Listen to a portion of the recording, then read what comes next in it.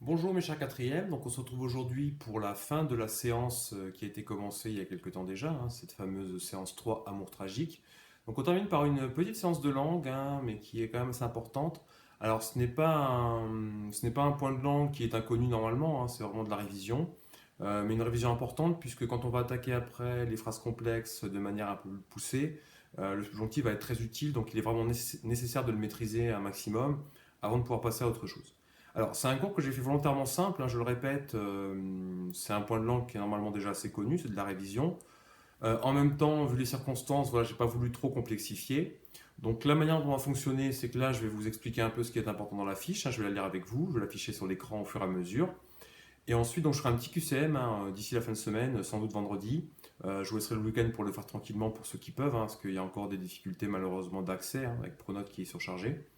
Et donc ce QCM, alors, ne sera pas noté pour l'instant, ce sera un petit test, j'en avais déjà parlé, qui permettra de voir un peu le fonctionnement des QCM, et puis voir voilà, qui a accès et combien de personnes peuvent le faire. Si effectivement il n'y a que quelques personnes qui y ont accès, il n'y a pas beaucoup d'intérêt, du coup j'essaierai de trouver une autre méthode.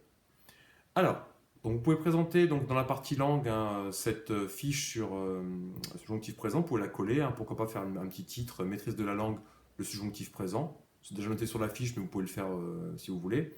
Donc, je vais commencer par afficher donc, la première partie de la fiche, donc tout le haut, et je vais la lire avec vous. Alors, concernant cette fiche, donc, première chose importante, donc, je vais faire un petit rappel au début pour vous dire que le subjonctif est un mode, tout comme l'indicatif et l'impératif. Alors ça c'est important parce que souvent, quand je pose des questions justement sur les temps, de repérer un temps, parfois les élèves, un peu à court d'idées, vont me dire, ben ça c'est un subjonctif.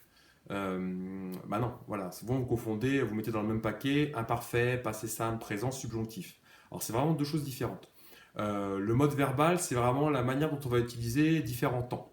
Donc le mode qu'on utilise le plus en français, c'est l'indicatif, celui qu'on utilise vraiment dans 80% des situations. Donc c'est un mode qui comprend justement tous ces temps, présent simple, imparfait, passé simple, passé composé, plus que parfait, etc. etc.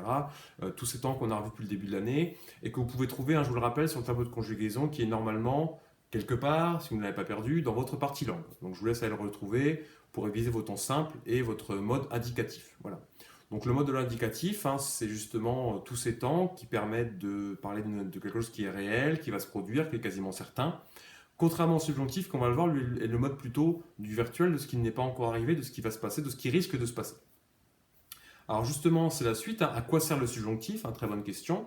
Alors le subjonctif, pardon, je vais y arriver, est le mode de tout ce qui est virtuel souhaité. Voilà, donc tout ce qui n'existe pas encore, tout ce qu'on voudrait. Ce n'est pas encore arrivé, mais on voudrait que ça arrive. Donc ce mode va servir à tout ça. L'indicatif, au contraire, je le répète, c'est le mode du réel. Donc voilà, c'est pour ça que les conjugaisons vont être un peu différentes, c'est qu'on va les employer vraiment de manière très différente selon les phrases et selon ce qu'on souhaite dire. C'est un, temps très important, c'est un mode très important par le subjonctif parce qu'il va nous permettre justement de faire ce qu'on appelle de la concordance des temps, quand on va atterrir sur des choses un peu plus complexes. Donc si je continue, j'ai mis un petit exemple. Il veut que je vienne le voir. C'est le subjonctif, que je vienne. Alors, il veut que je vienne, c'est un souhait. Peut-être que je ne viendrai pas. C'est pas sûr du tout. Il veut que je vienne. Ok, lui, il a envie. Il veut que je vienne. C'est un souhait de sa part. Est-ce que j'ai envie de venir? Peut-être pas. Est-ce que je peux venir? Peut-être pas. Donc c'est du virtuel. C'est souhaité. Mais ça, peut-être que ça n'arrivera jamais. Au contraire, deuxième exemple, je viendrai le voir demain. Alors là, vous allez me dire, mais monsieur, oui, ok, c'est de l'indicatif, on comprend, c'est du futur, mais c'est pas arrivé du coup. Il viendra le voir demain. Oui, sauf que là, normalement, c'est réel. C'est-à-dire que vraiment, il va y aller. Je viendrai le voir demain, c'est vraiment, voilà, c'est acté, c'est en cours, ça va être fait. Il y a rien normalement qui peut nous en empêcher. Donc, c'est censé être réel, c'est censé se réaliser. Voilà. Donc, c'est la différence qui est un peu compliquée à saisir au début. Le subjonctif, ce qu'on voudrait, ce qui n'est pas réel, ce qui est virtuel, et au contraire, l'indicatif, justement, c'est l'inverse. Ce qui est réel, ce qui va se produire à coup sûr. Donc c'est la grosse différence entre ces deux modes.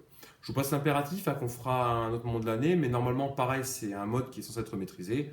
Donc le mode, tout ce qui va concerner la jonction, donc les ordres. Si je continue, donc alors, les temps du subjonctif. Si jamais vous souhaitez apprendre la totalité des temps du subjonctif, pourquoi pas? Au contraire, c'est une bonne initiative, si jamais vous avez l'envie de prendre un peu d'avance. En revanche, de manière, on va dire, pratique, en français, pragmatique, il y a vraiment deux temps qui sont utilisés plus que les autres au niveau du subjonctif. Ça va être bien sûr le subjonctif présent, qui est beaucoup utilisé, et le subjonctif passé. Voilà. Les autres, vous pouvez les apprendre. Si vous trouvez un tableau de conjugaison, moi, je n'y vois pas d'inconvénient, au contraire. Si par contre, vous voulez vraiment vous limiter à ce qui va être le plus utilisé et le plus utile, notamment en termes de brevet, voilà, commencez déjà par apprendre ces deux temps. Ce sera déjà pas mal. Alors justement, dans la suite du tableau et de la fiche, vous avez donc, hop, je vais le retrouver, voilà. Vous avez des petits exemples de conjugaison du subjonctif présent. Alors, je suis resté volontairement très limité dans les verbes que je vous donne. Donc, je suis resté sur les verbes avoir et être, hein. Et ensuite, un verbe de chaque groupe. Donc, aimer, finir, prendre. Voilà, vraiment des choses très simples. Donc, vous allez voir, hein, c'est des conjugaisons qui sont assez particulières. J'ai mis le que devant pour que ce soit plus facile pour imaginer. Donc, par exemple, il faut que je sois là à 20 heures. Il faut que j'aime mon prochain. Voilà, donc tous ces exemples-là. Donc, toutes ces choses, hein, encore dans le domaine du virtuel. Donc voilà, je vous laisse apprendre déjà ces verbes-là, ce sera déjà pas mal. Je ferai un petit QCM et ça permettra de voir déjà si vous maîtrisez la conjugaison et si vous avez compris justement la différence entre le réel et le virtuel. Ça sera déjà une première étape. Alors, si vous avez accès donc à cette vidéo, j'imagine que vous avez accès à Internet, hein, forcément. Donc n'hésitez pas, si vous voulez approfondir un peu le cours, à aller trouver des exercices ou des capsules vidéo aussi sur YouTube en ligne, hein. Il y a plein d'outils qui sont faits et qui permettent justement d'approfondir un peu tout ça. Je suis un peu limité par le temps parce que je dois préparer des vidéos pour toutes les classes. Donc voilà, j'ai pas forcément le temps de tout faire et de faire des exercices à chaque fois si j'en avais pas prévu par avance, sachant que j'allais les faire en classe. Donc j'essaie de créer un maximum de contenu pour vous, j'essaie vraiment de rester à jour, mais malheureusement voilà, je peux pas non plus être à 200% et rajouter des choses. Je suis déjà pas mal occupé avec toutes ces vidéos et toute la communication sur Pronote et tous les documents que j'essaie d'y mettre, ainsi que sur des Padlet. Donc voilà, encore une fois, je suis à votre disposition. Si vous avez des questions, si vous n'avez pas compris du tout, si vous voulez des approfondissements, des éclaircissements, pareil, si vous voulez des exercices, il n'y a aucun problème, vous me contactez, je vous en fournirai, hein. Mais voilà, de base, le cours déjà sera déjà pas mal si vous arrivez déjà à mémoriser tout ça. Voilà, donc on se retrouve sans doute ce week-end ou en début de semaine prochaine donc pour la suite, hein, pour la séance 4, qui sera cette fois sur la lettre officielle, où on va voir donc deux types de lettres différentes. Donc une lettre pour faire des demandes. Alors j'ai déjà commencé avec les 4e 3, donc pour eux ça va être quelque chose d'assez répétitif, ils pourront passer à la suite. Et donc on essaiera aussi d'apprendre à faire une lettre de motivation, hein, qui sera très utile, notamment dans le cadre d'une recherche de stage en 3e.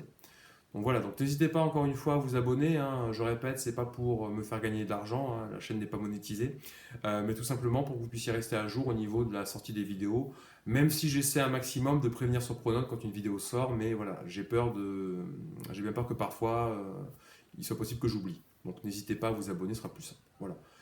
Ne lâchez pas de like, c'est pas obligatoire. Voilà, faites comme vous voulez. Sur ce, je vous souhaite une bonne journée, je vous dis à bientôt pour une nouvelle vidéo.